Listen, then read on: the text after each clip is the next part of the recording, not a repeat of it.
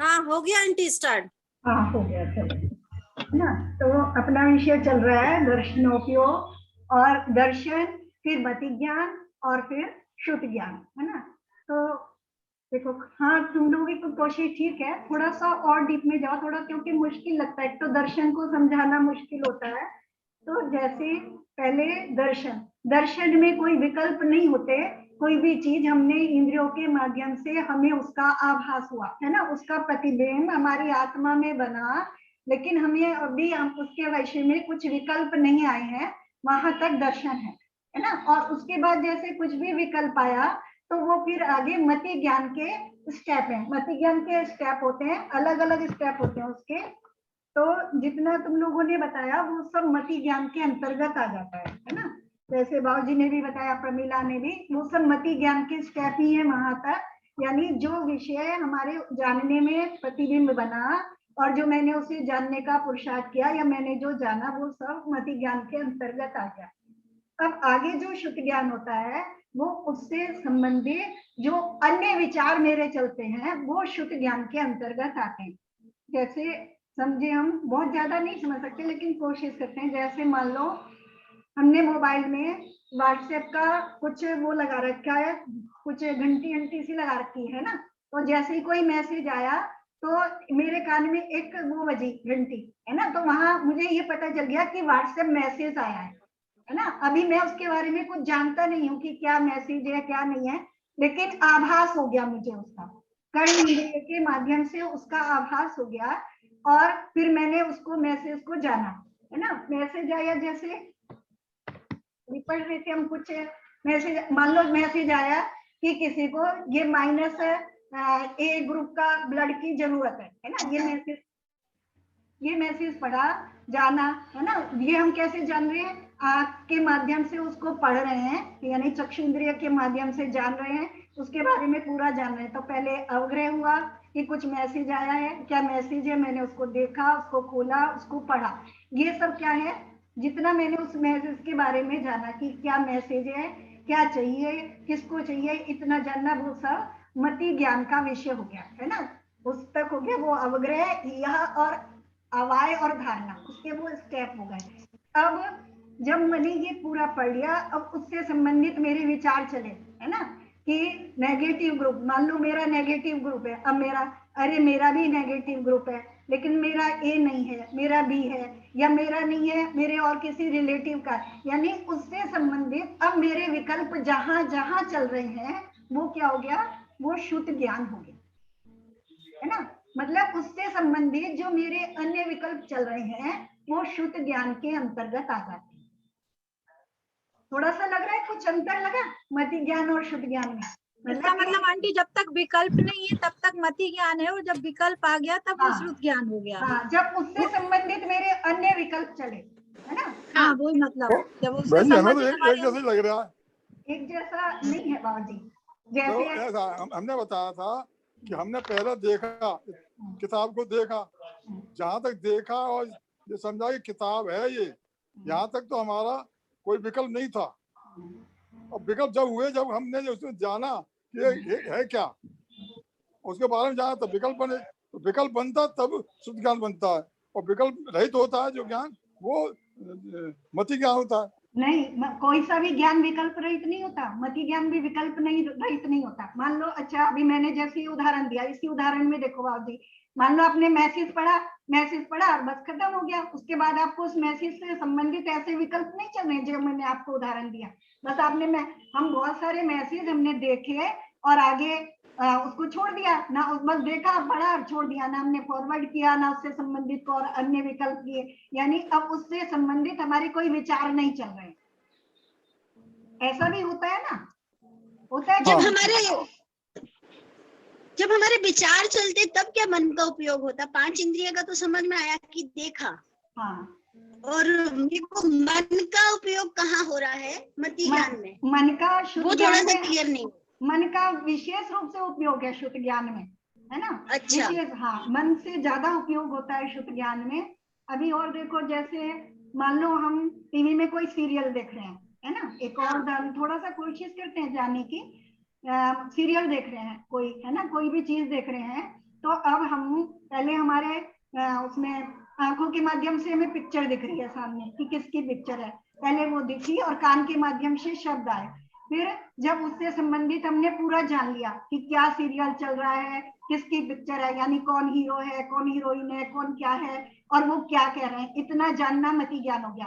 पहले देखना और जानने का पहले चित्र बना, वो हमारे अंदर तक वो सूचना पहुंची, अब उससे संबंधित हमारा जानना और देखना हुआ, और फिर उससे संबंधित हमारे और विकल्प चले, जैसे किसी हीरोइन से संबंधित कि अरे ये हीरोइन उस वाले सीरियल में भी थी, है ना, वहां यहाँ ये बहन का रोल कर रही है, वहां तो ये माँ, इसने वहां माँ का रोल किया था, इसने ऐसा रोल किया था, या इस सीरियल की जो कहानी है वो उस सीरियल से मिलती हुई है। मतलब उससे संबंधित जो अन्य विकल्पों का चलना है वो शुद्ध ज्ञान के अंतर्गत आता है।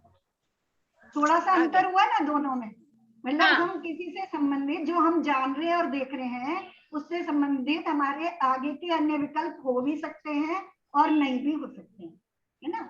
अब चलिए, जैसे मान लो मंदिर में पहुंचे, हम मंदिर में पहुंचे और हमने भगवान की मूर्ति को देखा, वहां जाना, है ना, फिर हमने देखा, जाना, जिनवानी ली, वो लिया, अपना ये सब हम कार्य हमने ये करे, और वहां जब मैं पूजा कर रहा हूँ तो मैं उन पूजा के शब्दों को जान रहा हूँ और देख रहा हूँ, और उसके साथ में हमारे उनसे संबंधित, मान लो जहाँ मैं भगवान के गुणों का वर्णन कर रहा हूँ, वहां उनसे संबंधित मेरे अंदर भी ऐसे गुण हैं, क्योंकि मैंने स्वाध्याय किया, कोई विषय आया, अरे हाँ ये आंटी ने क्लास में बताया था, ये विषय हमने यहाँ स्टोपदेश में पढ़ा था, ये विषय हमने यहाँ द्रव्य संग्रह में पढ़ा है, ये हमारा विषय चल रहा है। मतलब उससे संबंधित जो हमारा उपयोग हुआ वो शुद्ध ज्ञान के उसमें आ गया, अंतर्गत आ गया। थोड़ा सा, बहुत थोड़ा सा अंतर है, बहुत डीप में जाएंगे तो हम उसको देख पाएंगे, जनरली वो हमें सब एक जैसा लगता है। हाँ, पता नहीं पता कब शुद्ध ज्ञान हो जाए, कब मति ज्ञान हो जाए। हाँ, वो अब सब एक, मतलब वो क्रम से हो रहे हैं, सूक्ष्म ज्ञानी को सब क्रम से हो रहे हैं, तो लेकिन उसमें स्टेप है, इसलिए उनको अलग अलग करके भेद करके आचार्य ने बताया, लेकिन वो इतनी शीघ्रता से होते हैं कि वो उसमें हमें अंतर ही नहीं लगता। हमें ये भी नहीं लगता कि हम जिस समय आंख के माध्यम से देख रहे हैं उस समय कान के माध्यम से, हमें लगता है हम सब एक साथ कर रहे हैं, लेकिन उपयोग एक एक इंद्रिय के माध्यम से काम करता है ना, ये सब हम देखते हैं। तो बस थोड़ा सा नहीं, इसलिए शुद्ध ज्ञान क्योंकि जल्दी से समझ में नहीं आता, तो मुझे थोड़ा सा लगा था, जो मुझे थोड़ा सा समझ में आया, पूरा तो मुझे भी नहीं आया होगा, तो वो कोशिश कर रही थी मैं, है ना। तो ऐसे ही आंटी हाँ, ये जो जैसे हम बोलते हैं मति ज्ञान, है ना, तो मति ज्ञान तो 4 ज्ञान पूर्वक होता है, अवग्रह, इहा, अवाय और धारणा, है ना। और जो श्रुत ज्ञान है, मतलब धारणा तक जब तक हम नहीं पहुंचे, तब धारणा तक जब तक पहुंचते हैं तब तक मति ज्ञान है, यानी हम पक्का श्रद्धान की यही चीज, ये जो हमें दिख रही है वह यही है, तब तक वो मति ज्ञान है ना। और जैसे ही हम उसके आगे उसके संदर्भ में और रिलेटेड चीज जाने, जो देख रहे हैं उसके अलावा जाने, जैसे कि मैंने देखा ये किताब है, फिर मुझे याद आया और भी ऐसी किताबें हैं, वहां भी ऐसी किताब देखी थी, ये इसमें ज्ञान होता है, या जो मेरे उससे रिलेटेड दूसरे नॉलेज जो आए वो सब श्रुत ज्ञान होगा।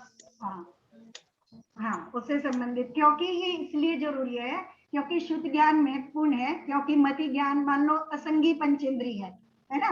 वैसे तो वहां तक भी मति ज्ञान के साथ शुद्ध ज्ञान है सभी, क्योंकि सभी जीवों को, संसारी जीवों को होते हैं, लेकिन जो उनका शुद्ध ज्ञान है वो अपने हे और उपाधि के विषय में विशेष भेद नहीं कर पाता, असंगी है ना, मन नहीं है, तो मन का मुख्य कार्य होता है और उपाधि का, है ना।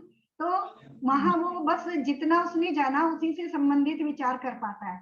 लेकिन जैसे जैसे हम संगी पंचेंद्री हैं, हमने यहाँ वस्तु स्वरूप को उसके माध्यम से जाना, तो यहाँ अपने जीव के स्वरूप को भी हमने अरहंत भगवान का स्वरूप जाना, और उस तरह से मेरा स्वरूप है, उस तरह का जब मैं चिंतन कर पाता हूँ, यानी वो चिंतन जब मेरे शुद्ध ज्ञान पूर्वक चलता है, वो जो चिंतन चल रहा है वो शुद्ध ज्ञान पूर्वक चलता है, और उसी के माध्यम से मैं सम्यक दर्शन और केवल ज्ञान तक पहुंचता हूँ, उसी शुद्ध ज्ञान के माध्यम से, है ना। वो जो शुद्ध ज्ञान है उसी से ध्यान भी होता है। तो आंटी मुझे ना एक दिन ऐसा भी लग रहा था, जैसे मैं ऐसे ही कुछ सुन कि मुझे ऐसा लग रहा था कि जितना भी हमारे कर्मों का बंधन है वो श्रुत ज्ञान के ही कारण होता है, क्योंकि मति ज्ञान तो केवल देखता है, उसमें राग द्वेष का काम उसका नहीं है। श्रुत ज्ञान से ही हमारा ये सारा कर्मों का बंधन मतलब मेन होता होगा। देखो खाली कर्मों का उससे नहीं है, क्योंकि आचार्य आगे उसमें बताएंगे। अभी इसलिए हम उपयोग को विशेष रूप से समझ रहे हैं, क्योंकि जब समय सार में हम पढ़ेंगे तो वहाँ कहते हैं आचार्य, जो ज्ञान और दर्शन है या जो आत्मा है, जो आत्मा के गुण है, वो बंध के कारण नहीं है। अगर आत्मा स्वयं बंध का कारण होता और उसके गुण उसके बंध के कारण होते तो सिद्ध भगवान को भी बंध होता है ना। वो भी आत्मा है और उनके भी गुण हैं, लेकिन क्या है, उपयोग और योग है ना। अच्छा। योग पढ़ते हैं ना, मन वचन काय योग आश्रव, तो योग और उपयोग वो आश्रव और बंध के कारण है।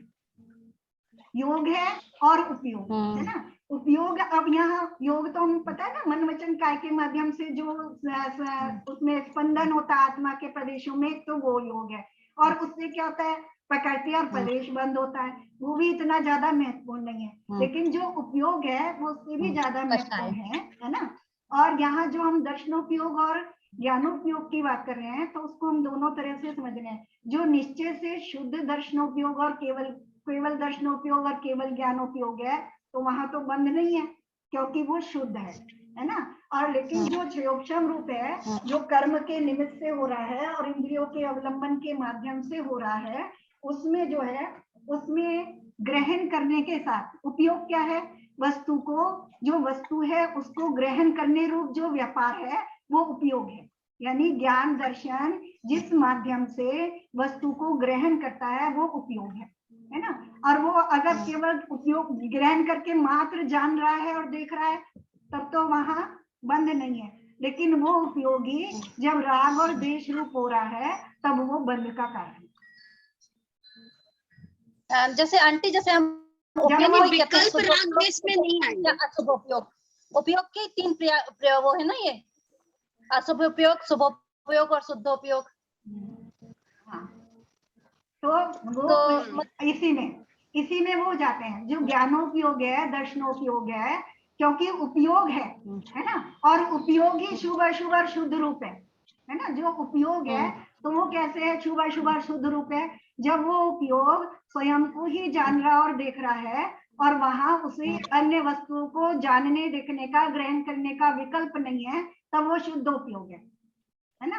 और जब उपयोग अन्य परवस्तु को जानने और देखने के विकल्प रूप परिणमित हो रहा है, अन्य वस्तु को, परवस्तु को जानने और देखने रूप परिणमित हो रहा है, तब वो अशुद्ध उपयोग है। और उसमें भी यहाँ अभी इसमें शुद्ध ज्ञानावरण में बात करेंगे कि उसमें भी प्रत्यक्ष और परोक्ष का भेद आचार्य ने किया है, उस अपेक्षा से किया है जहां इंद्रिय और मन से संबंधित विकल्प नहीं है, केवल अपनी आत्मा से संबंधित विकल्प है, तो वो किसी अपेक्षा से उसे प्रत्यक्ष का है, उसी को किसी अपेक्षा से आत्मज्ञान का है, उसी को किसी अपेक्षा से शुद्ध उपयोग भी कहा है ना। लेकिन उससे पहले जहां तक इंद्रियों और मन के विकल्प उसमें जुड़े हैं, तहां तक वो अशुद्ध उपयोग, और वही अशुद्ध उपयोग ही 2 रूप हो जाता है, शुभ और अशुभ रूप, है ना। वो तो हमें पता है। जहां तक है थोड़ा सा क्लियर कर पाऊंगी, क्योंकि कठिन विषय है, लेकिन अपने उपयोग को समझना ही बहुत महत्वपूर्ण है ना। कि अब क्योंकि मैं इसी के माध्यम से सारा बंद करता हूँ, है ना। और उपयोग के माध्यम से, उपयोग जो योगों के समीप है, उस उपयोग के माध्यम से ही योगों में चंचलता होती है ना। उपयोग है क्योंकि वो आत्मस्वरूप ही है। जो उपयोग है वो आत्मस्वरूप है ना, क्योंकि जीव का अधिकार पढ़ रहे हैं और जीव में ही उपयोग होता है, तो वो आत्मस्वरूप है। थोड़ा सा कठिन हो गया, पर चिंतन में चलेगा तो समझ में आएगा कि मैं उपयोग में हूँ, है ना। जहाँ क्योंकि मैं जीव हूँ, मैं उपयोग में हूँ, मुझ में ज्ञानोपयोग है, दर्शनोपयोग है ना। और दर्शनोपयोग निर्विकल्प है उसमें, और जो ज्ञानोपयोग है वो सविकल्प है, उसमें विकल्प होते हैं, इंद्रिय और मन के माध्यम से विकल्प होते हैं, ठीक है। और संगी पंचेंद्रिय, जहां तक 4 इंद्रियां हैं, केवल मन नहीं है, वहां तक इंद्रियों के माध्यम से विकल्प होते हैं, और जहां मन है वहां मन के माध्यम से भी विकल्प होते हैं। तो जैसे ये मति ज्ञान में आता है, विकल्प नहीं, मति ज्ञान में ही है ना कि विकल्प से ज्ञान हो रहा, तो ये जो हमारे मन में विकल्प चलते हैं, तो ये राग द्वेष का कारण नहीं है क्या? हाँ है ना। और जो हमारे मन वो में जो सारे- विकल्प चल रहे होते हैं वो मुख्य रूप से हाँ। शुद्ध ज्ञान रूप ज्यादा होते हैं। हमारे जो विकल्प होते हैं, क्योंकि हमारे पास मन है, तो वो शुद्ध ज्ञान रूप ज्यादा होते हैं। उससे हाँ। मतलब एक चीज को अवलंबन लेकर के फिर आगे आगे उससे संबंधित चलते रहते हैं। शुरू वहीं से होता है मति ज्ञान से, क्योंकि शुद्ध ज्ञान हमेशा पहले अच्छा। कोई विषय का, पहले एक कोई चीज हमारे जीवन में घटी या हमारे सामने है, पहले उसका विकल्प आएगा, फिर उससे संबंधित हमारे अन्य विकल्प आएंगे, है ना। मति ज्ञान पूर्वक वही विकल्प होता है जो इंद्रियों के माध्यम से या मन के माध्यम से जो मेरे प्रत्यक्ष हो रहा है ना, उसी से संबंधित जो विषय उस समय प्रत्यक्ष है, उसी से संबंधित विकल्प होना, वो मति ज्ञान से संबंधित विकल्प है। और उस चीज से संबंधित अन्य चीज से विकल्प होना, वो शुद्ध ज्ञान के विकल्प है।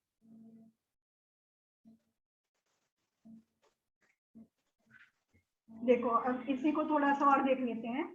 ऐसे ही शुद्ध ज्ञानावरण कर्म के चयोक्षम से, नो इंद्रिय के अवलंबन से, नो इंद्रिय लिया है, देखो मुख्य रूप से मन लिया है, अवलंबन से, प्रकाश और अध्यापक आदि सहकारी कारण के सहयोग से मूर्त तथा अमूर्त वस्तु को लोक तथा अलोक की व्याप्ति रूप ज्ञान से जो अस्पष्ट जानता है। जो मति ज्ञान है वो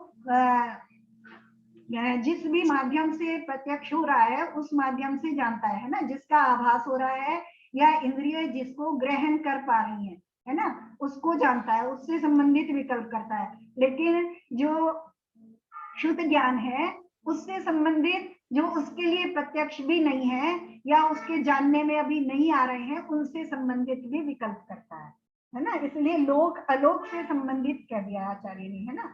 लोक अलोक की व्याप्ति रूप ज्ञान से जो अस्पष्ट जानता है, शुद्ध ज्ञान अस्पष्ट जानता है ना, उसको परोक्ष शुद्ध ज्ञान कहते हैं। और इसमें भी विशेष यह है कि शब्दात्मक जो शुद्ध ज्ञान है वह तो परोक्ष ही है, यानी जो कान के माध्यम से सुनकर के हम जान रहे हैं वो तो परोक्ष ही है। तथा स्वर्ग मोक्ष आदि बाह्य विषय में बोध कराने वाला विकल्प रूप जो ज्ञान है वह भी परोक्ष है। अभी स्वर्ग और नरक बताओ हमारे इंद्रियों के प्रत्यक्ष हैं क्या? नहीं है ना। अगर हम स्वर्ग और नरक की कल्पना करते हैं तो हमें यहाँ पे जो सामने अपने सामने हम जीवों को दुख और सुख भोगते देखते हैं, उनमें हम स्वर्ग और नरक की कल्पना कर पाते हैं। लेकिन हम मन के माध्यम से जो हमने आगम के माध्यम से स्वर्ग और नरक को जाना है, वैसी हम उसकी कल्पना कर पाते हैं, है ना। तो लेकिन वह भी ज्ञान परोक्ष है, क्योंकि हम किसके माध्यम से जान पा रहे हैं? जिनवाणी के माध्यम से जान पा रहे हैं, अपने मति ज्ञान के माध्यम से प्रत्यक्ष नहीं जान पा रहे हैं उसको। और जो अभ्यंतर में सुख दुख रूप विकल्प है अथवा में अनंत ज्ञान आदि रूपों इत्यादि ज्ञान है, वह ईशत परोक्ष है। तथा जो उसको ईशत परोक्ष का। अब जो आत्मा में जो सुख दुख रूप मेरे मतलब मैं सुखी हो रहा हूँ, मुझे अच्छा लग रहा है, मुझे बुरा लग रहा है, ऐसा भी मेरे ज्ञान में जानने में आ रहा है ना। मेरे अंदर जो सुख और दुख का अनुभव हो रहा है वो मेरे ज्ञान में जानने में आ रहा है। तो मेरे जानने में मुझे स्वयं मन के माध्यम से, अपने मति ज्ञान और शुद्ध ज्ञान के माध्यम से जानने में आ रहा है। तो स्वयं मेरे जानने में प्रत्यक्ष, मेरे अनुभव के माध्यम से मुझे जानने में आ रहा है, उस अपेक्षा से प्रत्यक्ष है। लेकिन मैं उसको देख नहीं पा रहा हूँ, है ना, समझ नहीं पा रहा हूँ, तो वो किसी अपेक्षा से परोक्ष भी है, यानी डायरेक्ट मैं उसको देख नहीं पा रहा हूँ अपने आत्मा के प्रदेशों से, है ना, या इंद्रियों से प्रत्यक्ष नहीं देख पा रहा हूँ, तो उस अपेक्षा से वो परोक्ष है।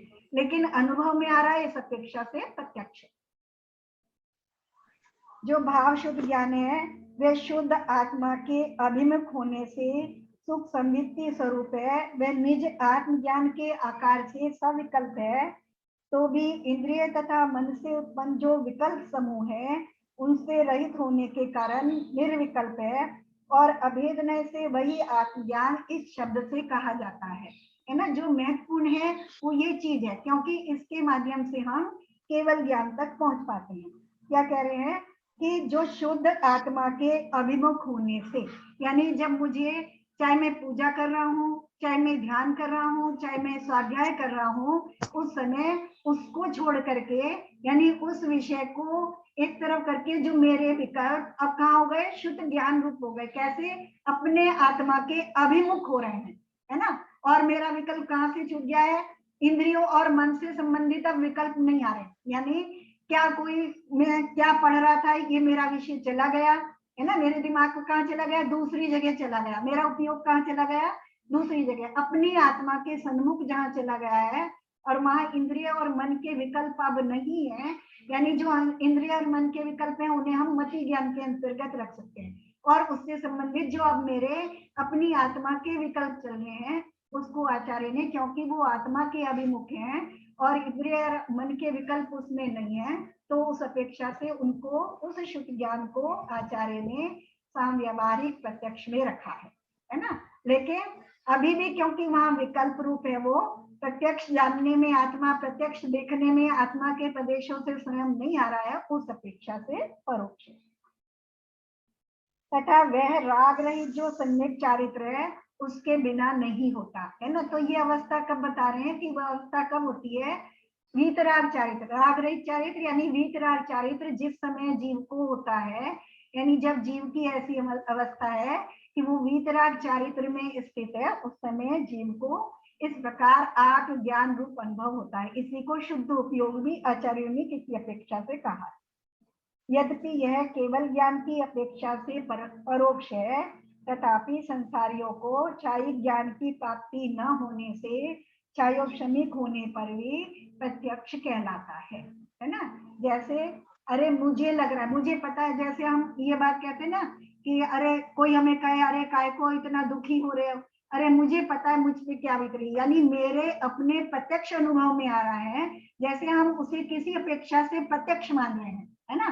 परोक्ष होने पे भी वो मुझे डायरेक्ट दिख नहीं रहा कि मेरे अंदर क्या चल रहा है, लेकिन मुझे लग रहा है कि मुझे, मैं क्यों दुखी हो रहा हूँ, है ना, मुझे समझ में आ रहा है, तो मैं दूसरे को ये जवाब भी देता हूँ। तो वो किसी अपेक्षा से जैसे प्रत्यक्ष है, ऐसे जब आत्मा का अनुभव मेरे अपने ज्ञान में साकार हो रहा है, विकल्प सहित हो रहा है, और अन्य कोई विकल्प संसार संबंधित, इंद्रियों संबंधित नहीं है, तो वो किसी अपेक्षा से आचार्य ने उस शुद्ध ज्ञान को, क्योंकि वो शुद्ध ज्ञान पूर्वक हो रहा है, उस शुद्ध ज्ञान को आचार्य ने क्या कहा है? सामव्यावहारिक प्रत्यक्ष कहा है। सामव्यावहारिक प्रत्यक्ष। यहाँ पर शिष्य आशंका करता है कि हे गुरु, आद्य परोक्षम इस तत्वार शुद्ध में मति और शुद्ध इन दोनों ज्ञानों को परोक्ष कहा है, फिर आपको इसको प्रत्यक्ष कैसे कहते हो? अब शंका का परिहार इस प्रकार करते हैं कि आद्य परोक्षम इस सूत्र में जो शुद्ध को परोक्ष का है तो उत्सर्ग व्याख्यान है, और यह हमने जो कहा है कि भाव शुद्ध ज्ञान प्रत्यक्ष है, तो उस उत्सर्ग का बाधक जो अपवाद है उसकी अपेक्षा से है ना। एक सामान्य कथन होता है और एक विशेष कथन होता है ना। जो सामान्य कथन किया जाता है वो एक ग्रुप में बहुलता को देख करके किया जाता है ना, और जो विशेष कथन होता है उसके अपवाद रूप जो होता है वो विशेष कथन होता है ना। तो यहाँ कह रहे हैं जो सामान्य कथन है, ये कहा जो आद्य परोक्षम, तो ये तो सामान्य कथन है। जब केवल ज्ञान की अपेक्षा से देखेंगे तो सभी जीवों को ये दोनों ज्ञान परोक्ष ही होते हैं, है ना, लेकिन किसी अपेक्षा से इनको प्रत्यक्ष कहा जा रहा है। ठीक है, जैसे हम मान लो मनुष्य गति के जीव हैं, सभी संगी पंचेंद्री हैं, है ना, तो सभी को उतना ही सूक्ष्म ज्ञान है, उतना ही मति ज्ञान है, उतना ही शुद्ध ज्ञान है, लेकिन किसी अपेक्षा से हम कह देते हैं कि उसको कम ज्ञान है, या किसी अपेक्षा से हम ये कह देते हैं कि उसको अधिक ज्ञान है ना, तो वो उसके अपेक्षा लगाई जाती है उसमें, है ना। तो ऐसे यहाँ अपेक्षा लगा करके आचार्य बता रहे हैं।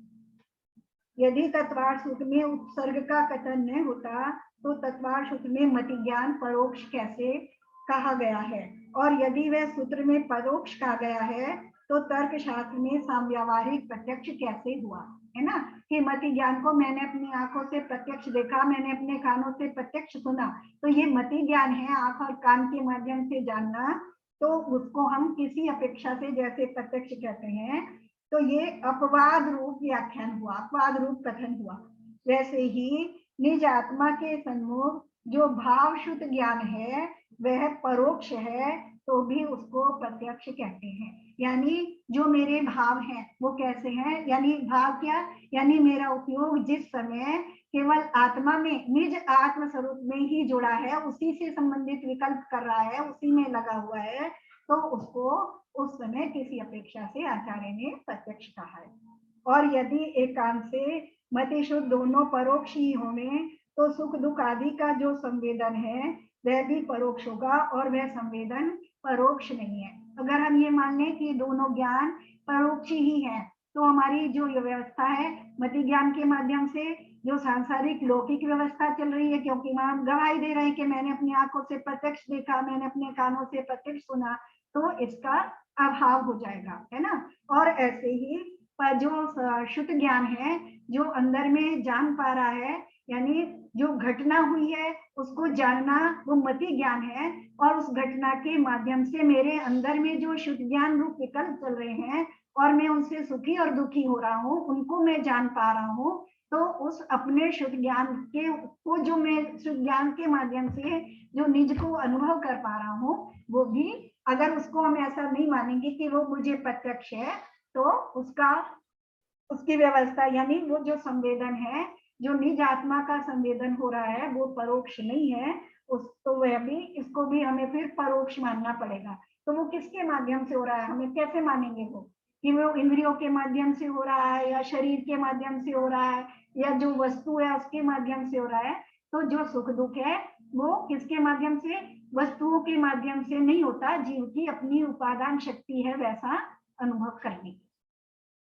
ठीक है, यहाँ तक ये हमारा शुद्ध ज्ञान हो गया। इसी रीति से वही आत्मा अवधि ज्ञानावरण कर्म के क्षयोक्षम से मूर्त वस्तु को जो एक देश प्रत्यक्ष द्वारा सविकल्प जानता है वह अवधि ज्ञान है ना। ये तो बिल्कुल उसकी तरह ही है, जैसे मति ज्ञान होता है ऐसे अवधि ज्ञान है। दर्शन पूर्वक होता है और सविकल्प होता है, क्षयोक्षम है क्योंकि अवधि ज्ञानावरण के क्षयोक्षम से हो रहा है, और मूर्त वस्तु को और एक देश जानता है। और जो मने पर्य ज्ञान है, ज्ञानावरण के क्षयोक्षम से और वीर्य अंतराय के क्षयोक्षम से अपने मन के अवलंबन द्वारा पर के मन में प्राप्त हुए मूर्त पदार्थ के एक देश प्रत्यक्ष से सविकल्प जानता है, वह इहा मति ज्ञान पूर्वक मन प्रिय ज्ञान कहलाता है। मन प्रिय ज्ञानावरण के क्षयोक्षम से, है ना, तो ये भी क्षयोक्षम ज्ञान है, ये हमें पता है। और वीर्य अंतराय कर्म के क्षयोक्षम से, क्योंकि जो मन प्रिय ज्ञान है वो भी बहुत प्रकार का होता है, जैसे उसमें ऋजु मति है ना, विपुल मति है, दोनों प्रकार का होता है, फिर उसके भी बहुत सारे भेद होते हैं। तो जो वो भेद होते हैं वो वीर्य अंतराय कर्म के क्षयोक्षम से कि कितनी शक्ति रूप है। और अपने हाँ जी मन प्रिय ज्ञान जो है वो लिखा हुआ इहा मति ज्ञान पूर्वक होता है, और मति ज्ञान जो होता है वो इंद्रियों से होता है। तो ये फिर ये तो मति ज्ञान, फिर मन प्रिय ज्ञान जो है डायरेक्ट हुआ ना, डायरेक्ट हुआ मतलब प्रत्यक्ष। हाँ, एक देश प्रत्यक्ष है ना, आत्मा के उससे।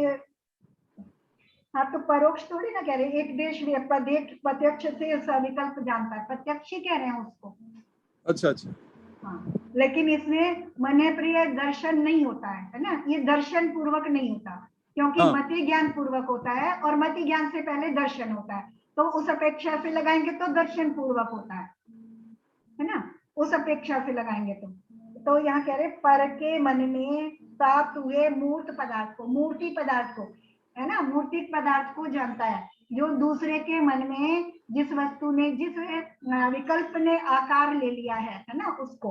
और कैसे जानता है, एक देश प्रत्यक्ष, एक देश जानता है, संपूर्ण नहीं जानता, और प्रत्यक्ष से अपने आत्मा के प्रदेशों से संपूर्ण, है ना, और सविकल्प, विकल्प सहित जानता है, वह इहा मति ज्ञान पूर्वक मन प्रिय ज्ञान कहलाता है। यानी अवग्रह इहा अवाय धारणा, यानी जहां तक इहा के स्टेप है उतने ज्ञान के माध्यम के बाद मन प्रिय ज्ञान हो जाता है। मतलब उसको अवग्रह, उसको अवाय और धारणा तक जाने की जरूरत नहीं, बस इहा तक के ज्ञान में जो स्टेप उसका पूरा हो जाता है, वहां से जान लेता है। इसी प्रकार अपना शुद्ध जो आत्म द्रव्य है उसका भले प्रकार श्रद्धान करना, जानना और आचरण करना, इन रूप जो एकाग्र ध्यान है है ना, ये बता दिया। श्रद्धा जानना और आचरण करना, यानी सम्यक दर्शन, सम्यक ज्ञान और सम्यक चारित्र पूर्वक जो एकाग्र ध्यान हो रहा है, उससे केवल ज्ञानावरणादि 4 घातीय कर्मों का नाश होने पर, उसके माध्यम से क्या होगा, 4 घातीय कर्मों का नाश होगा। और फिर क्या होगा, उससे जो केवल ज्ञान, उसके नाश होने पर जो उत्पन्न होता है क्या है, वो केवल ज्ञान। तो वो केवल ज्ञान कैसा है, एक समय में समस्त द्रव्य, चेत, काल तथा भाव को ग्रहण करने वाला, एक समय में समस्त द्रव्यों को, यानी जितने भी द्रव्य हैं संसार में, जितने भी द्रव्य हैं प्रदेश अपेक्षा से, संख्यापेक्षा से, उतने, जितना क्षेत्र है उतना, लोक और लोक सबका, काल, जितने भी काल, व्यवहार काल या निश्चय काल जितना भी है ना, और भाव, और उनका जो परिणमन है, सभी द्रव्यों का जो परिणमन है वो उनका भाव है ना, ग्रहण करने वाला, सबको एक साथ ग्रहण करने वाला, सब प्रकार से उपादेय भूत है ना, मेरे लिए वो सब प्रकार से महत्वपूर्ण है, ग्रहण करने योग्य है, महत्व देने योग्य है, ऐसा केवल ज्ञान है। ऐसे ये केवल ज्ञान की बात हो गई। अब ज्ञान और दर्शन इन दोनों उपयोगों के व्याख्यान का नए के विभाग से उपसंहार करते हैं। यहाँ पर पहले दर्शनोपयोग की पहली गाथा में बात करी, दूसरे में ज्ञानोपयोग की 8 प्रकार का ज्ञानोपयोग बता दिया कि कैसे कैसे होता है ना। अब ये अगली गाथा में 6 नंबर की गाथा है, इसमें नए से उसका उपसंहार करें, यानी यहाँ उपयोग को कंप्लीट कर देंगे इसमें, है ना, फिर अगला अधिकार लेंगे जी इसका। गाथा पर भाभी एक बात पूछनी थी कि इसमें ना मति ज्ञान होता है, उसमें अभी ना ये बताया है वीर्यांतराय कर्म का क्षयोपशम, और मने परे में भी बताया है, लेकिन अवधि ज्ञान में, श्रुत ज्ञान में नहीं बताया। हाँ, वो अब जरूरी नहीं है कि बार बार उस बात को कहा जाए, जितना दर्शनोपयोग क्षयोपशम रूप जितना दर्शनोपयोग है और जितना भी ज्ञानोपयोग है, 8 प्रकार का है ना, 8 प्रकार का ज्ञानोपयोग है, तो उसमें केवल ज्ञान को छोड़ देंगे हम, है ना। केवल ज्ञान में भी सहकारी कारण है वहां भी, है ना, वहां क्या कह रहे हैं वहां, लेकिन वहां उसका क्षय, वहां वीर्यांतराय कर्म का क्षय सहकारी कारण है, और जहां तक क्षयोपशम है वहां तक वीर्यांतराय कर्म का क्षयोपशम सहकारी कारण। लेकिन इसमें ना मति ज्ञान में बताया है और मने परे में बताया है, लेकिन श्रुत ज्ञान अवधि ज्ञान में नहीं लिखा कहीं भी, केवल उसी ज्ञान का वो लिख दिया, क्षयोपशम लिख दिया, यही मैं पूछ रही थी आपसे। हाँ, तो दोनों में नहीं लिखा, कैसा लिखा है? हाँ, देखो दर्शनोपयोग में भी कहीं शायद एक ही जगह लिखा है, बाकी जगह नहीं लिखा है, लेकिन जहां भी है ना, यहाँ इस केवल जो ये 2 लाइनें दी है ना, कहाँ गया वो, अभी हम पढ़ रहे थे जो यहाँ दी है, देखो अब यहाँ पर विशेष ये जानना चाहिए कि छदमस्तों के तो, है ना, छदमस्तों की बात कर दी, वो 12वें गुण स्थान होते हैं, वीर्य अंतराय कर्म का क्षयोपशम सर्वत्र ज्ञान चारित्र आदि की उत्पत्ति में, ज्ञान कैसा, जहां तक क्षयोपशम ज्ञान है सब प्रकार का हो गया, उसमें मति ज्ञान भी हो गया, शुद्ध ज्ञान भी हो गया, अवधि ज्ञान भी हो गया, मनप्रिय ज्ञान भी हो गया, है ना, और चारित्र भी हो गया, चारित्र भी बता रहे हैं, है ना, चारित्र भी, ज्ञान चारित्र आदि की उत्पत्ति में सहकारी कारण है, सपोर्ट करता है बस, है ना, वो उनकी अपनी योग्यता से हो रहा है, जितना क्षयोपशम है, मान लो एक इंद्रिय जीव है ना, अब एक इंद्रिय का कितना आवरण खुला है, एक ही इंद्रिय का आवरण खुला है, तो वहां वीर्यांतराय कर्म भी उतना ही सपोर्ट करेगा, बस ये नहीं है कि वो ज्यादा सपोर्ट कर देगा, 5 इंद्रियों जैसा सपोर्ट कर देगा। मान लो जैसे मैंने उस दिन भी उदाहरण दिया था आपको, बच्ची और माँ बाप का उदाहरण दिया था ना, कि बच्चे की जितनी योग्यता है माँ बाप उसे उतना ही सपोर्ट कर सकते हैं, बस सपोर्ट कर सकते हैं माँ बाप, है ना, माँ बाप सपोर्ट कर सकते हैं, अगर लेकिन बच्चे में योग्यता ही नहीं है तो वहां माँ बाप सपोर्ट भी नहीं कर सकते, है ना, सहकारी है मात्र, लेकिन सहकारी है, और सबको मिलाकर के फिर अभेद नए से अगर हम देखें तो सब एक ही है ना फिर वहां आ जाओ, आत्मा में जब अभेद नए से आ जाओ तो आत्मा ही ज्ञान रूप है, आत्मा ही दर्शन रूप है, आत्मा ही वीर्य रूप है ना, तो जब जो दर्शन गुण है वो ज्ञान रूप भी है ना, एक जगह होने से, जैसे हम चीनी का उदाहरण ले कि जहाँ चीनी में सफेदी है वहां उसमें मीठापन भी सब जगह है ना, हाँ जहाँ है ना, जहाँ सफेद पना है वहाँ मीठा पना भी सब जगह है। हाँ हाँ हाँ ऐसे ही आत्मा में जहाँ दर्शन पना है वहाँ ज्ञान पना भी है, वहाँ शक्ति पना भी है। उन सब गुणों की अपनी शक्ति भी है। वहाँ बस जब हम उसे अलग अलग देख रहे हैं तो वहाँ उसको समझने के लिए अलग अलग देख रहे हैं। ठीक ठीक। बस यहीं तक ले ले, अगली गाथा फिर अगली बार लेने या गाथा पढ़ने।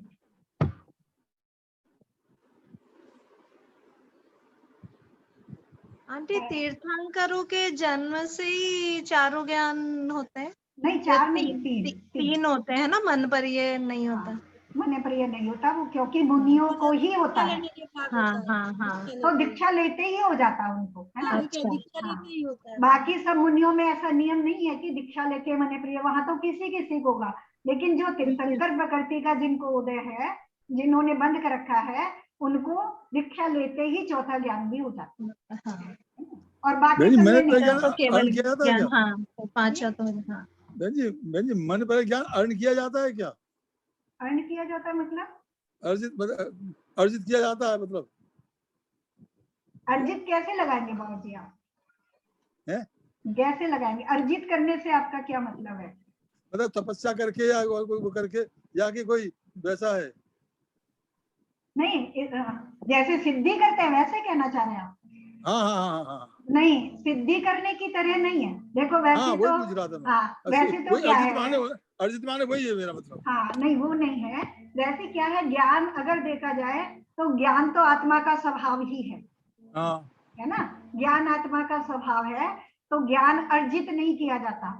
अर्जित करना तो हम अपने लोकल में उसे कहते हैं ना, कि जो चीज है नहीं हम उसको उसके लिए हाँ पुरुषार्थ हाँ करके उसे प्राप्त कर रहे हैं, है ना। हाँ, वही मैं कह रहा लेकिन हाँ, लेकिन क्या है, वैसे अगर निश्चय से देखे तो ज्ञान तो आत्मा का स्वभाव ही है, उसको अर्जन नहीं करना पड़ता। लेकिन जो कर्म का जो क्षय है वो आत्मा के पुरुषार्थ के निमित्त से, जैसे आत्मा पुरुषार्थ स्वयं में पुरुषार्थ करता है तो उसकी विशुद्धि बढ़ती है। जैसे जैसे विशुद्धि बढ़ती है वैसे वैसे उसकी जो क्षयोक्षम शक्ति है वो बढ़ती जाती है, और कर्मों का क्षयोक्षम होता जाता है, मतलब कर्मों की जो सत्ता है उनकी शक्ति है वो घटती जाती है। दोनों चीजें एक साथ है ना। जैसे जैसे हम बाहर के द्रव्यों में पुरुषार्थ करते हैं, वह मतलब पर द्रव्य में जितना हमारा पुरुषार्थ चलता है, विकल्प चलते हैं, उनको ग्रहण करने के जो हमारे भाव चलते हैं, उतना उतना हमारा बंध बढ़ता जाता है और हमारे कर्मों की शक्ति प्रबल होती जाती है। और जितना जितना हमें अपने को जानने में, अपने को समझने में, अपने आप में जुड़ने में, अपने आप में बने रहने में जो हमारा विकल्प और पुरुषार्थ चलता है, वो हमारी शक्ति को बढ़ाता है, कर्म की शक्ति को कम करता है। तो चीज तो ये है मुख्य रूप से देखा जाए तो। ठीक ठीक है ना। तो उससे जैसे आत्मा की शक्ति बढ़ती जाती है तो ऐसे उसके कर्म का जो आवरण है वो घटता जाता है। तो जैसा जैसा वो मुनि बन गए, अब उनका अपने आत्मा में पुरुषार्थ चल रहा है, उनके ज्ञान के जो आवरण है वो धीरे धीरे अपने आप खत्म होते जा रहे हैं, उनका ज्ञान खुलता जा रहा है। इसमें आंटी अपना वो इष्टोपदेश वाला है ना, जब आत्मा आत्मा में वो रहता है और हाँ, कर्म कर्म में, तो वो वाला और सूत्र आ जाए। ऐसा नहीं है कि जिनका उनका केवल मन है प्रिय ज्ञान ही उनको हो रहा है, उनका मति ज्ञान और शुद्ध ज्ञान का आवरण भी हम लोगों जैसा नहीं होता। उनका मति ज्ञान और शुद्ध ज्ञान की शक्ति भी बढ़ जाती है, उनका जो अंतराय कर्म है वो भी ढीला हो जाता है, तो उनकी शक्ति और उससे वो सपोर्ट भी मिलता है उसका, तो उनकी वीर्य भी बढ़ जाता है। उनकी शक्ति जैसी उनकी शक्ति होती है, हमारी नहीं होती। हम क्यों पुरुषार्थ नहीं कर पा रहे हैं अपनी आत्मा में जुड़े रहने का, उसमें लगे रहने का? क्योंकि अंतराय, वीर्य अंतराय कर्म के कारण हम कहते हैं ना, हो नहीं पा रहा हमसे। हमें समझ में तो आ रहा है, हम जान भी रहे हैं, मान भी रहे हैं, लेकिन कर नहीं पा रहे। कर नहीं पा रहे तो क्यों नहीं कर पा रहे? वीर्य अंतराय कर्म का उदय होने के कारण नहीं कर पा रहे। ये वाला अंतराय तो आंटी सबसे ज्यादा। बहन जी, ये शताब्दी जो वाली बात थी ना, तो एक समय में 700 काम कर लेते थे, तो इसमें ज्ञान का ही उपयोग होता है। हाँ, उसमें ज्ञाना जो उनका ज्ञानावरण कर्म है वो भी मतलब विशेष उसका क्षय है, क्षय और उपशम रूप है। क्षय उपशम रूप है मतलब, और उसमें वीर्य अंतराय कर्म का भी विशेष क्षय उपशम है। अच्छा, शतावधानी की बात कर रहे हैं ना आप? हाँ हाँ हाँ हाँ। आंटी एक और है कि जैसे ये अपन कहते हैं कि मति ज्ञान, ये चार ज्ञान तो जो है वो देशावधि हैं, हाँ। और जो केवल ज्ञान है वो सारा घात करता है, सर्वघाती है, और ये देशघाती है चार ज्ञान। हाँ। तो ये चार का, हाँ देशघाती बोलते हैं ना इनको। हाँ। तो जैसे अब अवधि ज्ञान और मन पर्याय ज्ञान है हमारा, हम भी हैं जैसे, तो हमें केवल ज्ञान तो बिल्कुल भी जरा भी नहीं छू सकता, क्योंकि वो तो हमारे सारे प्रदेश उसके ढके हुए हैं केवल ज्ञान के लिए।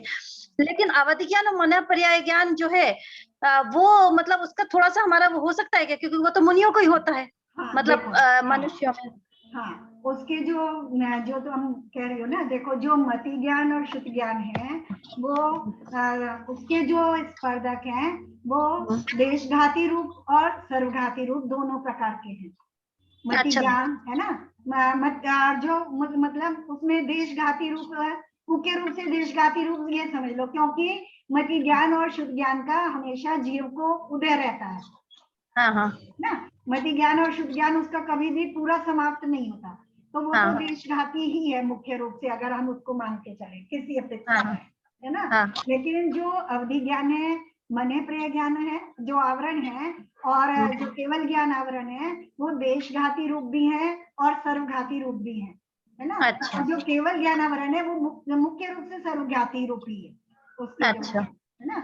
और वो देशघाती रूप भी है और सर्वघाती रूप भी है। हमें जो अभी उनका उदय चल रहा है वो सर्वघाती रूप चल रहा है ना। अच्छा, और जब उनका देशघाती रूप होगा, है ना, तो तब वो अवधि ज्ञान और उतना जितना देशघाती रूप होगा, यानी जितना क्षोभक्षम रूप होगा, उतना ज्ञान का आवरण खुल जाएगा, प्रकट होता जाएगा। हाँ, वो क्या है, ये वाली किताब है ना, ये एक अपनी जो अभी चल रही है रात के टाइम, वो मैं एक दिन पढ़ रही थी, पंचलब्धि वाली। तो उसमें एक चार्ट दिया है, तो उसमें इन चारों को देशघाती में दिया है और केवल ज्ञान को सर्वघाती में दिया है। तो मुझे यही लगा कि हमें तो बिल्कुल भी नहीं है, मतलब हमें तो बिना तपस्या के होगा भी नहीं। और नहीं, सर्वघाती का मतलब क्या होता है, जो पूरी रूप से आत्मा के प्रदेशों को, यानी आत्मा के उस गुण को पूरा ढक दे, है ना। पूरा ढकने की, यानी या वो खुलेगा तो पूरा खुलेगा, ढकेगा तो पूरा ढकेगा, है ना। और देशघाती का मतलब है कि वो पूरा भी ढक सकता है, उसमें वो दोनों रूप है, सर्वघाती रूप भी है और देशघाती रूप भी है। हाँ, दोनों रूप है। अच्छा, हर जिसको भी देशघाती प्रकृति लिखा है वो सब ऐसी होती हैं कि दोनों हो सकता है उसमें? नहीं, जो मति ज्ञान और शुद्ध ज्ञान की है ना, वो वो सर्वघाती रूप नहीं है पूरी तरह से, क्योंकि वो थोड़ा ना, अच्छा, वो हो नहीं सकती सर्वघाती। हाँ, वो सर्वघाती रूप नहीं होती है ना। अच्छा, और ये बाकी जैसे उदाहरण के लिए समझो, खिड़की और दरवाजा ले लो, है ना। दरवाजा खुलेगा तो पूरा ही खुलेगा, है ना। और खिड़की आप आधी भी खोल सकते हो, पूरी भी खोल सकते हो, और पूरी भी बंद कर सकते हो, और पूरी बंद भी रह सकती है। हाँ, अच्छा, तो और एक और था कि ये जो है ना अपना अंतराय कर्म है, इसको भी देशघाती में लिया है, चारों ही अंतराय कर्म। तो फिर ये हमारे लिए सर्वघाती नहीं है ना, ये भी खुल सकते हैं हमारे लिए। हाँ, ये सबके लिए ही क्षम रूप है ना। केवल जो मोहनीय है, मोहनीय में जो दर्शन मोहनीय और जो इसके चारित्र मोहनीय की जो अनंतानुबंधी है, वो सर्वघाती रूप है, और उनके स्पर्धक भी सर्वघाती और देशघाती रूप पाए जाते हैं, है ना। वो देखा है ना तुमने, जो सर्वघाती रूप है, जो शैल और अस्थि रूप है, वो सर्वघाती रूप है ना। संचलन वाले जो है देशघाती हैं और अनंतानुबंधी वाले सर्वघाती हैं। हाँ, और जो मिथ्यात्व है वो सर्वघाती रूप ही है, सर्वघाती। हाँ आंटी, इसमें भी एक वो, और जो सम्यक प्रकृति है वो देशघाती रूप है, देशघाती है वो। हाँ आंटी, इसमें भी मुझे ये लग रहा था कि उसमें ऐसा आया था एक जगह कि जब आपका आत्मा के और उसमें रुचि बढ़ती है और ये सब होता है, तो मुझे लग रहा था कि वो उसमें ये था कि जब तक आपका मिथ्यात्व का उदय होता है तब तक आपकी आत्मा में रुचि नहीं हो सकती, और मतलब बहुत मुश्किल है। और जैसे जैसे ये मिथ्यात्व का उदय थोड़ा थोड़ा वीक होने लगता है, तो आपकी आत्मा के उसमें रुचि होने लगती है थोड़ी। तो जैसे जो बहुत ज्यादा आत्मा में रुचि होने लगती है, तो फिर ये भी मान सकते हैं कि हो सकता है उसका कभी सम्यक दर्शन प्राप्त किया हो, तो सम्यक प्रकृति का वो हो गया हो। सम्यक प्रकृति का, उसको देशघाती प्रकृति है तो थोड़ा सा उसका उघाड़ आया हो। जिस समय सम्यक प्रकृति का उघाड़ आएगा, उस समय तो वो सम्यक दृष्टि ही कहलाएगा, अच्छा क्षयोपम सम्यक दृष्टि कहलाएगा उस समय तो वो, है ना। अच्छा, उसमें क्या हाँ। है, जब तक मिथ्यात्व प्रकृति का शैल और अस्थि रूप उदय चल रहा होता है, तब तक जीव की इस संबंध में, अपनी आत्मा के संबंध में या उस मोक्ष मार्ग में उसकी रुचि नहीं हो पाती है, तब तक रुचि होना कठिन है ना। फिर जब दारू और लता रूप उनका उदय चल रहा होता है, तब उसकी उस समय उसकी रुचि होना संभव होता है ना, और उससे उसका जो परिणाम होते हैं विशुद्धि की तरफ होते हैं, है ना। तो वहां रुचि होना संभव होता है। और ऐसी स्थिति में अगर पहले से उसने मान लो सम्यक दर्शन, पहले उपसम सम्यक दर्शन प्राप्त कर लिया है और अभी मिथ्या दृष्टि हो गया है, तो अगर ऐसे में उसका लता और दारू रूप उसका उदय चल रहा है मिथ्यात्व प्रकृति का, तो उसका थोड़ा सा भी रुचि होगी तो उसकी सम्यक प्रकृति उदय में आ जाएगी और वो उपसम सम्यक दृष्टि हो जाएगा, है ना। उपशम सम्यक दर्शन जो अनादि मिथ्या दृष्टि है, वहां उपशम सम्यक दर्शन प्राप्त करने के लिए वो पांचों लब्धि पूर्वक होता है ना। वहां यानी वहां पुरुषार्थ बहुत जबरदस्त होता है। लेकिन जो उपशम सम्यक दर्शन है ना, यानी जिसको पहले उपशम हो चुका, जिसको दोबारा उपशम हो रहा है, उसके लिए पांचों लब्धियां नहीं होती हैं। उपशम सम्यक दर्शन के लिए वो 5 लब्धि नहीं होती हैं। वहां जैसे ही तुम्हारा मिथ्यात्व का मंद उदय चल रहा है और तुम्हारा थोड़ा भी पुरुषार्थ है, तो वहां मिथ्यात्व नीचे दब जाएगा और सम्यक प्रकृति उदय में आ जाएगी और उपशम सम्यक दृष्टि बन जाएगी। हाँ। लेकिन ये उपशम बहुत करने अच्छा के लिए लगा सुन के। लेकिन उपशम करने के लिए बहुत वो पुरुषार्थ चल रहा होता है। उपशम करना थोड़ा कठिन होता है क्योंकि वो पहली स्थिति होती है। और उपशम जो है वो कभी भी, इसलिए वो वेदक कहलाता है। अगर हम इसको एक उदाहरण से समझें तो देखो, एक उदाहरण दे, मान लो हमें अभी मिठाई खाना है ना, सम्यक दर्शन प्राप्त करना है, मान लो मिठाई खाना है। अब उसके लिए मुझे पूरा, अभी मेरे पास मिठाई है नहीं, है ना। अब मिठाई खाना है तो मुझे उसके लिए पूरा पुरुषार्थ चाहिए, है ना। पूरे इंग्रेडिएंट्स इकट्ठे करने पड़ेंगे, उसको तैयार करना पड़ेगा, है ना। तैयार करके जब मैं रिलैक्स हो जाऊंगा तब मैं उसका भोग करूंगा, ठीक है। और जब वो तैयार रखी है तो ये हमारा पूरा पुरुषार्थ लगेगा उसके लिए, उपशम सम्यक दर्शन के लिए। लेकिन क्षयोपम सम्यक दर्शन क्या है कि अभी तो मैंने उसका भोग कर लिया, उसका आनंद ले लिया, अब मैं पूरी की पूरी तो खा नहीं रहा, मैंने उठा के रख दी, है ना। अब वो मेरी रखी है, अंदर बंद रखी है, मेरा उससे संबंधित कोई विकल्प नहीं चल रहा, उसमें मेरी कोई रुचि भी नहीं चल रही, कोई पुरुषार्थ नहीं चल रहा। अब वो रखी है, जब मुझे उससे संबंधित विकल्प आएगा, उसका मुझे रुचि होगी और फिर मैं उसका अनुभव करूंगा, तो वो क्षयोपम सम्यक दर्शन आता है। अब मैं, मेरा पूरा पुरुषार्थ नहीं हो रहा वैसा, जैसा पहली बार मैंने तैयार है। हाँ, अब वो रखी है ना। अब मैं उसका उसी दिन में एक बार सेवन कर लूं, 2 बार सेवन कर लूं, या 2 दिन बाद करूं, यानी उसको एक दिन को एक भाव जैसा लगा लो, तो एक ही भाव में मैं 2 बार कर लूं, 4 बार कर लूं, या 1-2 भाव के बाद करूं, यानी फिर भी वो जब तक रखी है, वो उस तैयार रखी है ना। जब तक तैयार रखी है, यानी जब तक सम्यक प्रकृति सत्ता में पड़ी है, तब तक मैं उसका कभी भी वेदन कर सकता हूँ, है ना। और जब वो समाप्त हो जाएगी, है ना, मान लो सम्यक प्रकृति समाप्त हो गई, अब मैं मोक्ष नहीं गया और मुझे अब दोबारा से उसका सेवन करना है, तो मुझे दोबारा से पुरुषार्थ करके दोबारा उपशम सम्यक दर्शन करना। अच्छा आंटी, जैसे एक बार हो गया है ना और 3 टुकड़े हो गए मिथ्यात्व के, और फिर चला भी गया और 3 टुकड़े हैं अभी, है ना, मिथ्यात्व प्रकृति के 3 टुकड़े हो गए हैं और नई मिथ्यात्व प्रकृति का भी बंद होता जा रहा है। देखो तो एक चीज और समझो, हाँ बहुत महत्वपूर्ण है ये भी।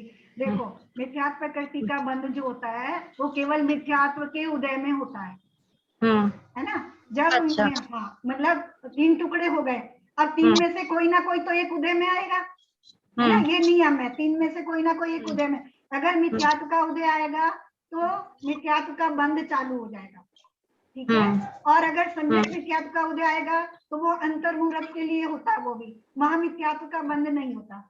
और सम्यक प्रकृति का उदय आता है तो क्षयोपम सम्यक दृष्टि कहलाता है और उसमें मिथ्यात्व का बंध नहीं है। तो जैसे आंटी अभी समझो मिथ्यात्व में वापस आ गया, 3 टुकड़े हो गए और मिथ्यात्व में वापस आ गया, अब मिथ्यात्व में आ गया तो उसका मिथ्यात्व प्रकृति का बंध भी हो रहा है। उसके पास 2 चीजें हो गई, एक तो वो 3 टुकड़े वाला हो गया और एक अक्खा खड़ा भी उसके पास इकट्ठा होता जा रहा है मिथ्यात्व, वो उसी में सम्मिलित होता जाएगा पहले वाले में। अच्छा, पहला जो मिथ्यात्व है उसमें ही सारा ये भी इकट्ठा होता चला जाएगा, उसी में ऐड होता जाएगा। वो वेदक पीरियड कहलाएगा।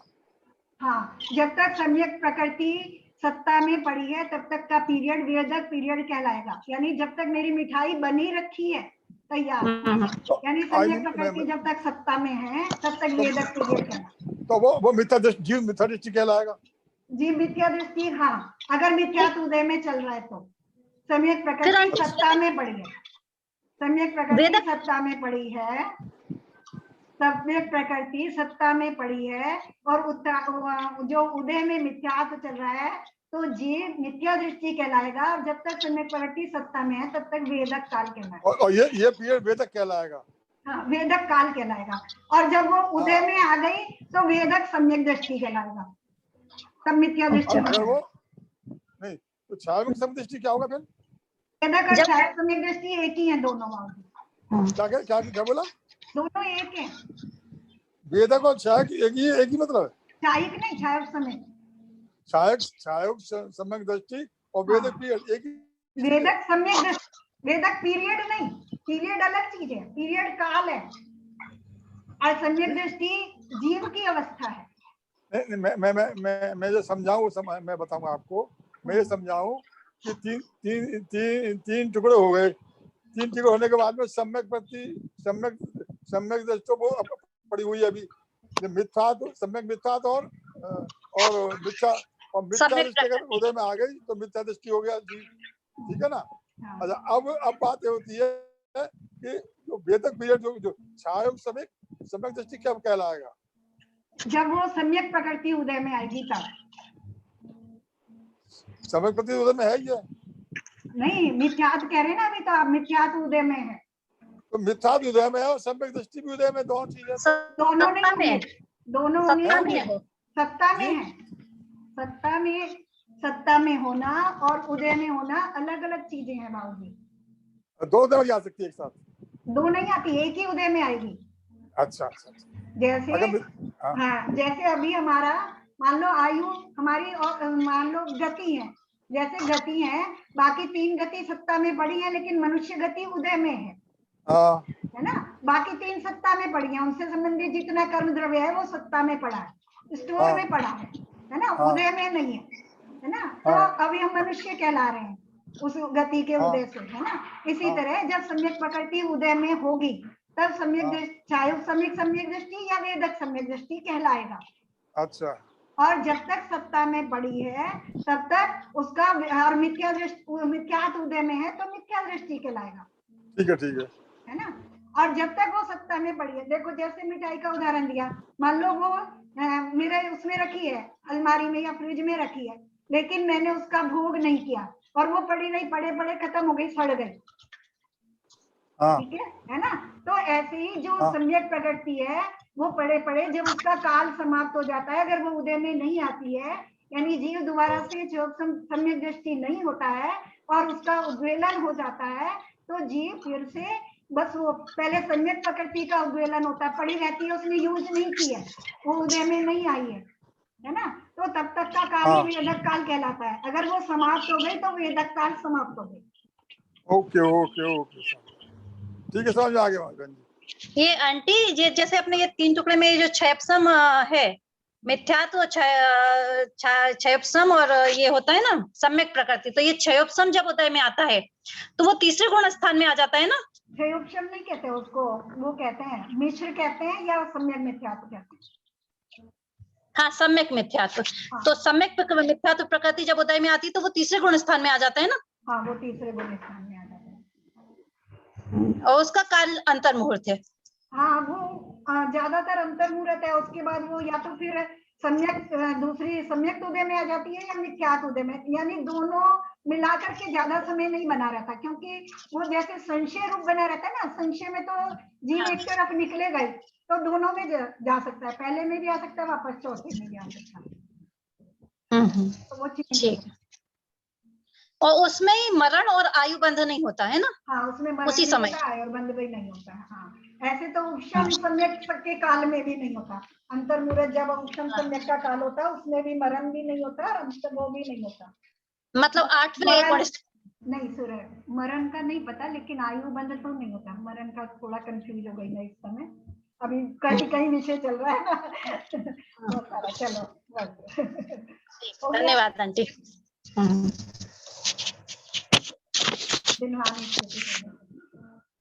जवानी के ज्ञान से तुझे लगता हो तो वाणी मत करना सदा ये दिनवानी भांति कोई जपूंगे तो तेरी कहना तेरी ये भजनवर्धन को गुरु सेवा में दयादर